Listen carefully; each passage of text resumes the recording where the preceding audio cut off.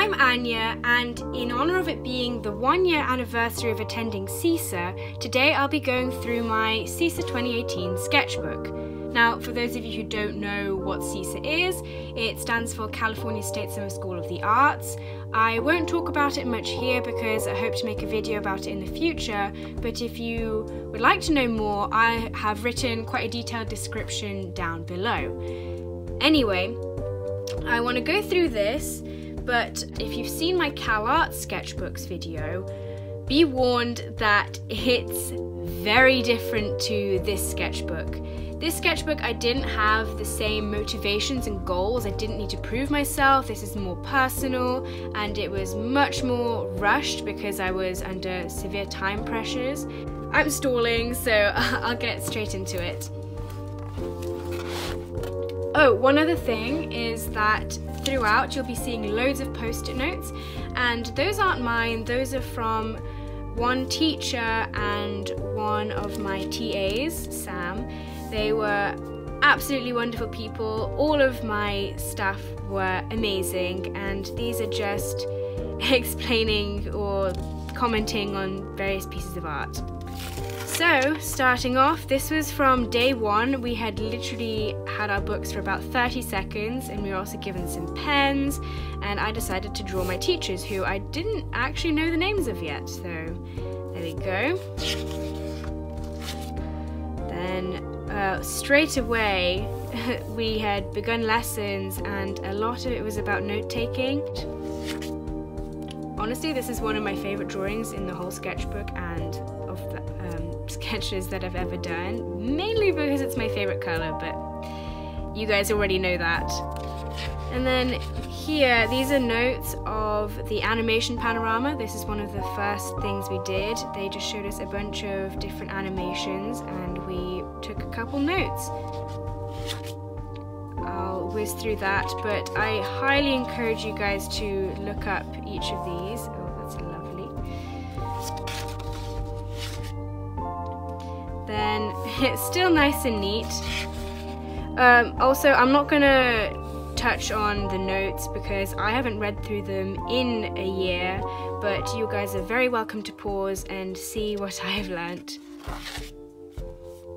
A lot of the drawings in here are just the backs of people during class and analysing different things. So one of the programs we used was DragonFrame, which was for our stop motion, and I'd never used it before, so I drew a funky dragon lizard thing, and it was really fun and interesting, although it took a lot for me to get used to because technically it doesn't save your animation ever. Like, it doesn't do that, and that was a lot for my brain to wrap around.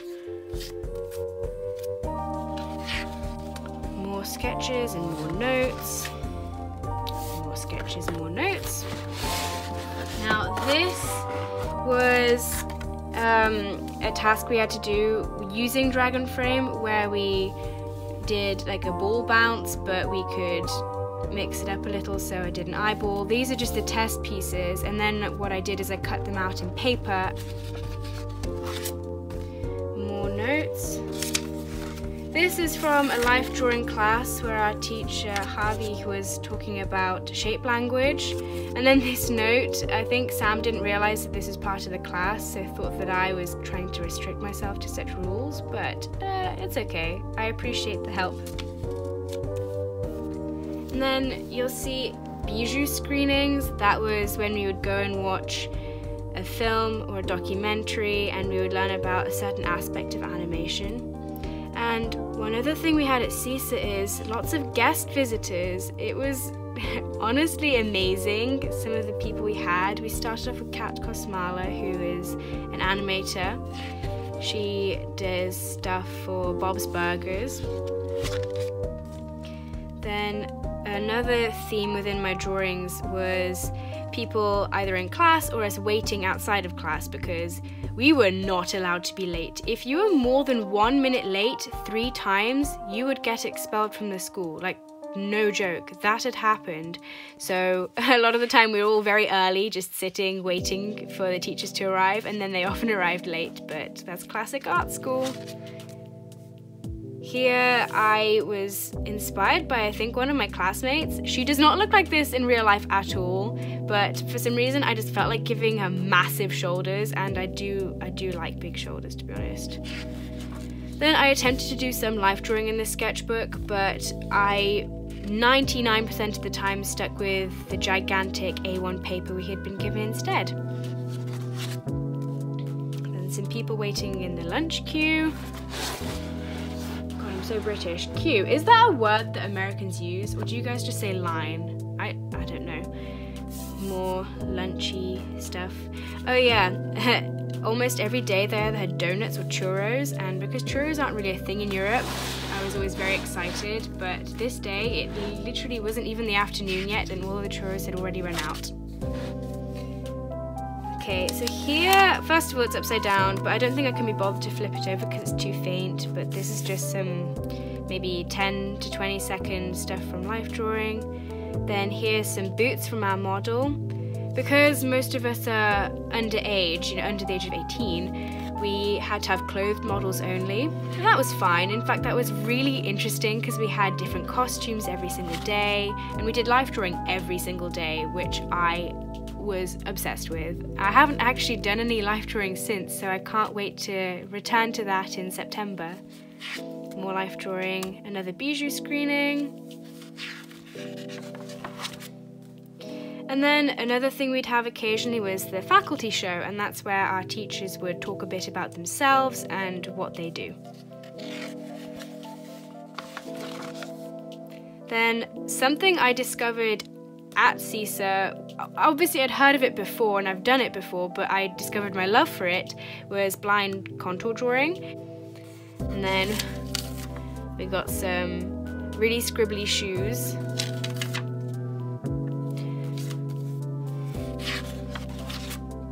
And some really scribbly hands.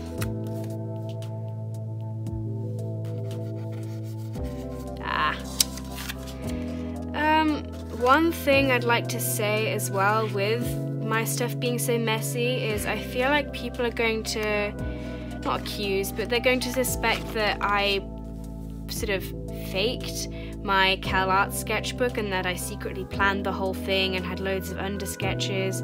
But the difference was that that sketchbook was so important to me, or sketchbooks, because I had been waiting to do them for 5 years, and I just had a lot more care put into what I did, and because I wasn't doing them in class whilst listening to someone or talking to someone, I was able to solely focus on what I was drawing. Same with the writing. The handwriting was a little bit neater in that as well, and so that's why that one's turned out so much better than this one.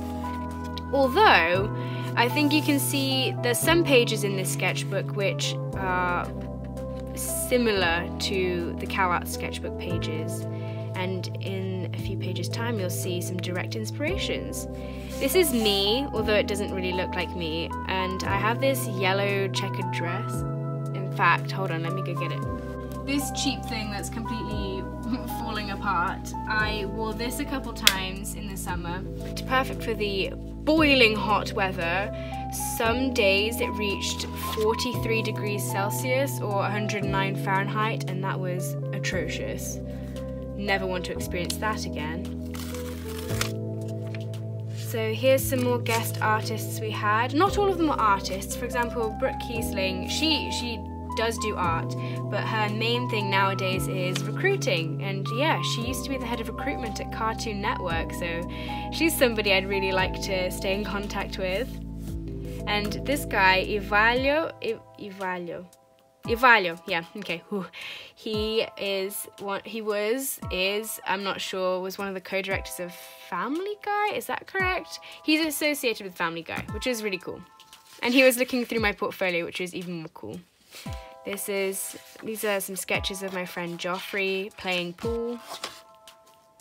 And then here's some Janie doodles, one of my friends called Ryan. Bean, I very much agree with this note. He definitely looks more like a tomato. Never mind. So here's the start of some direct inspirations. You may recognize this character. He's in my CalArts sketchbook, and the origin of this was that he was just some random dude, and then I drew his arm, but it was completely warped and gross and so much shorter than this arm. I don't know what went wrong, so instead I decided to play it up as if it's his arm turning into a plant and that Mother Nature's taking over. Here's some more Brooke Kiesling. And one thing is, they do say don't be afraid to loosen up, and I completely get where they're coming from, and you've seen some of my really loose sketches, but for me this is, it's not loose, but this is my most relaxed. Like, I don't feel relaxed when I'm doing the super fast stuff. When I'm doing these, which take maybe a minute to draw originally and then I add details in post, then that's what makes me most happy. Okay, this is another page that is copied into my CalArts sketchbook.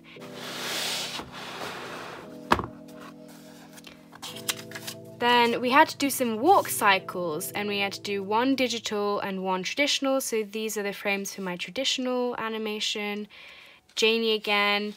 It was very difficult though, because I couldn't anticipate how it was going to look until after I had animated it. Then some more Janie frames.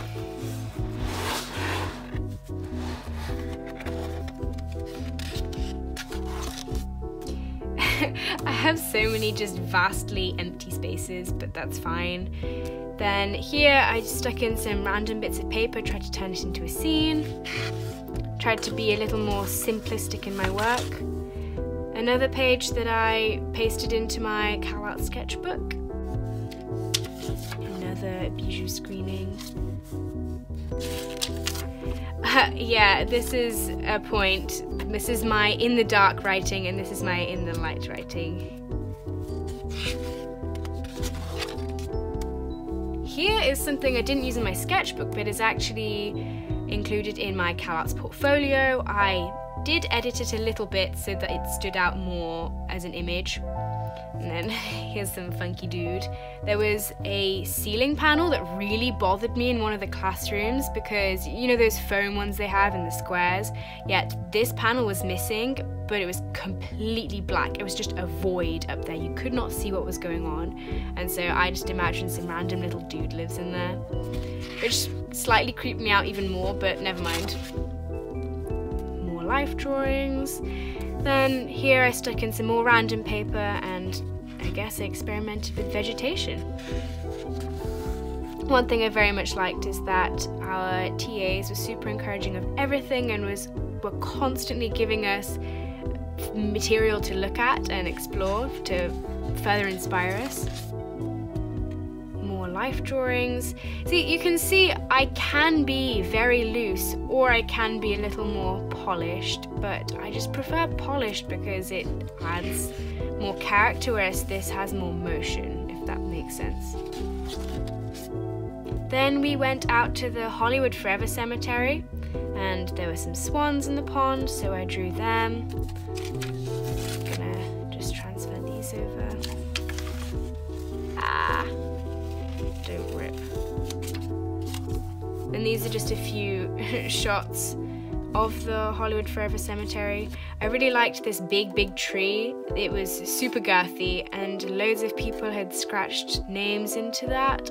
And normally I'm not a fan when people do this to nature especially, but at the same time it told its own unique story. Now, I actually briefly went through this sketchbook before I filmed, and I had originally drawn this in pencil, and I just decided to really roughly go over in pen so that it was more visible on the screen. So you may be wondering, Queen Rasputin? That sounds very odd. And yeah, so we played this word game, and we were given, eventually through this game we acquired 2 random words, and we had to somehow combine those words into an animation, and we did an exquisite corpse in our class with that, and it was very fun. Here is my clip.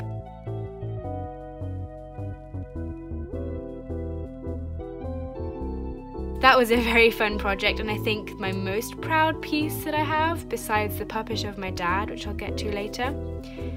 Then just some random faces.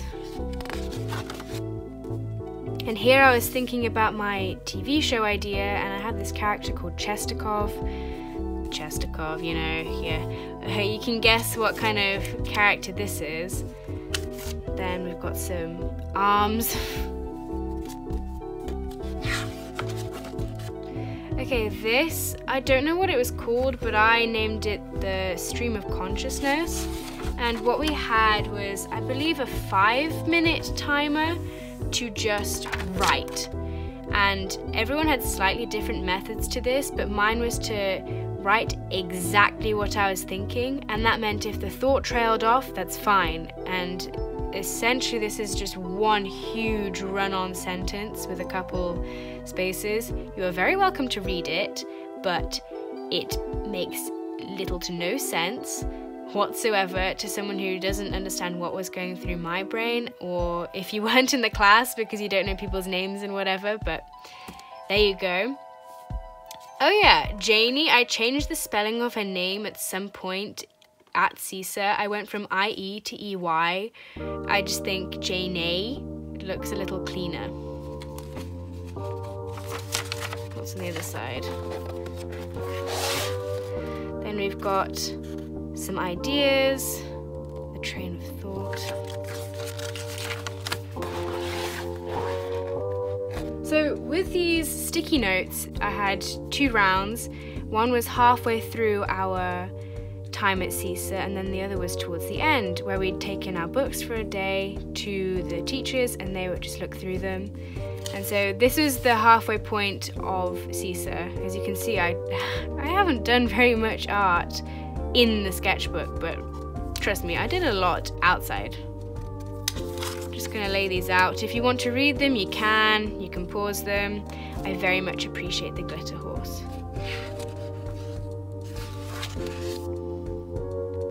So, more doodles.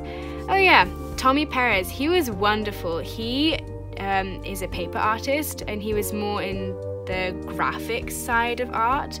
Again, like I said, not everyone that came was an artist, and not every artist that came was an animator. We had people that were in advertising, and later we had this guy who did CGI for car adverts, which is animation essentially, but it's much more, it's not about storytelling, it's about making a car that you genuinely think is real until you talk to him. And then these guys, I believe they were a couple.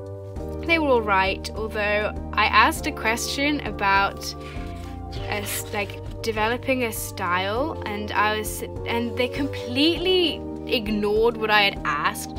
I said essentially that I have various styles that I can do, but I don't know which style I want to do for my show. And then they're like, well, that's a problem. You need to learn how to develop a style. It's like, no, I have several developed styles. That's my problem. But okay, a little bit salty about that, as you can tell. Then here's a bunch of faces I did in one single line.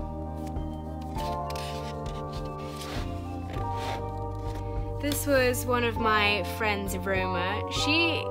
She makes me think of like a little garden elf in the best way possible, or like a sprite or a fairy or something. She's so wonderful.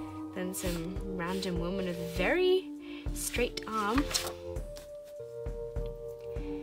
Dylan Markey, he was a super cool guy. Then I don't know what was going through my mind at this point, but I think he's pretty cool. Harry, you're a cool dude. Here I stuck in some life drawings. We used some really cheap Crayola watercolors, and I actually really liked using them. And then, so this guy, this is Season. He has appeared on my Mepity Instagram 1 or 2 times. He was the unintentional mascot of, well, unofficial mascot of the 2018 CISA animators and a couple other guys. I created him. The story is long-winded, but I accidentally created him, and he is painted on the walls of CalArts. It's quite cool. He's a bro. So you may recognize some of these potentially. We have this lady, this dude, and this lady. I have a speed paint of them on YouTube if you'd like to check it out, and the finished pieces are on my Instagram. They look a little bit chunky here, but they were the beginnings of the finished pieces, so I'm not complaining. And then I guess we have a sort of redo of this face into a younger version. And then some thought process of this lady, if I remember correctly. Got some cowboys. That was... I want my future self to cut it out, but I also know I won't cut that out. Then this... oh my god. Then this is just... I was colouring some paper and then I went over the edge onto my page, and so I tried to turn this green into something and it became a cat in a bonnet. The mess page. I like my worm boys.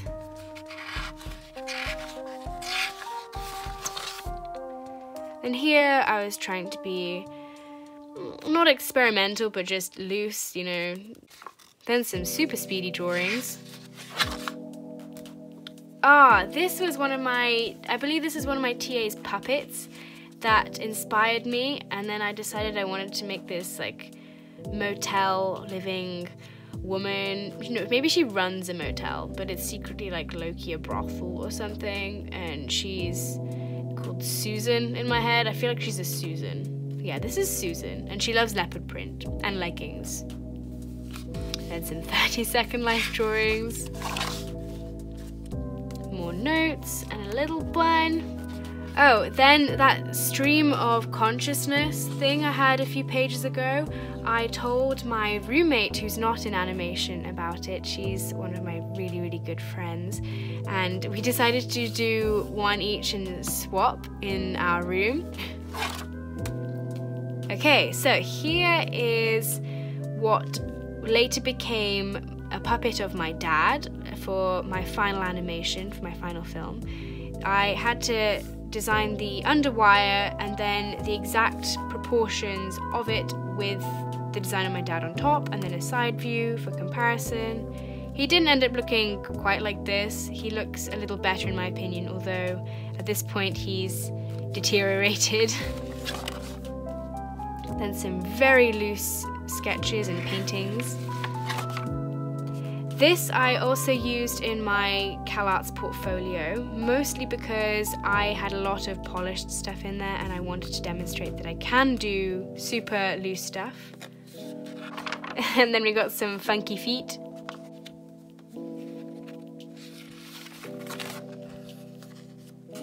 I haven't really got much to say about the life drawings, to be honest. Then a lot of the time we would have fellow classmates go up onto the platform and pose with our models. That was very fun. I always volunteered to do that because, you know, the narcissist in me very much enjoyed people drawing me and me getting to see a bunch of myself all over the room. And then I believe this is the final set of life drawings I have in this sketchbook. Here was just some note-taking and planning for my final film. And then two more guests. Symphony 42. I believe this was one of my very favorite animations that we were shown at our time at CISA. I will link this one in the description down below. And here is another series that you might recognize from my CalArts sketchbook, and it's still one of my favorite concepts that I have, and I'd like to work with this in some shape or form in the future. Although these guys are a lot messier than the final thing witnessed in my CalArts sketchbook. I cannot remember what I wrote there, honestly. I probably wrote it just to fill the space. And we got some raunchier stuff over here, so I'll keep that pasted right there. Bobby Podesta and Adrian Molina, they were one of our final guests. These two struck a particular chord with me because, so, Bobby attended CISA in 1992 and 1993, and Adrian attended in 2001 and 2002. Now, when Adrian was attending the school, Bobby came over, and he was already working at Pixar, I believe, and spoke to his class and said, "Someday I'll be working for one of you." Then several years later, Adrian Molina ends up being the co-director of Coco, and Bobby Podesta actually did end up working for him.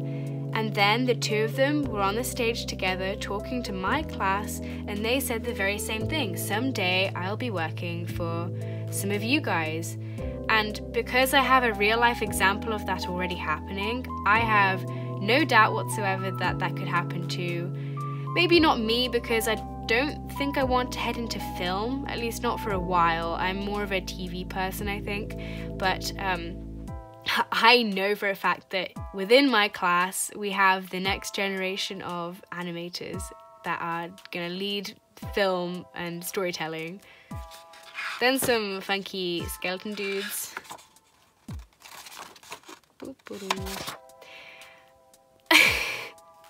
So it's only very, very recently that I figured out how on earth quadruped legs work, and as you can tell, I definitely did not know a year ago. There's Adrian, there's Bobby.